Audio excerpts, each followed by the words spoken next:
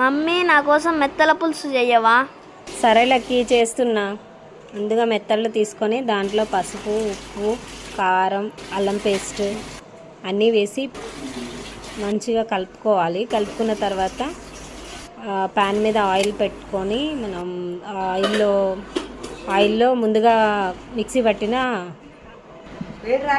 Onion paste వేసుకొని fry చేసుకోవాలి. దాని తర్వాత ఈ కలిపి పెట్టుకున్న మెత్తలను దానిలో వేసుకొని తర్వాత చింతపండు ముందుగానే నానబెట్టి పెట్టుకోవాలి. చింతపండు గుజ్జు తీసి ఈ మెత్తలలో వేసేయాలి. కొంచెం మగ్గనిచ్చిన తర్వాత మెత్తలలో చింతపండు పులుసు పోసుకోవాలి.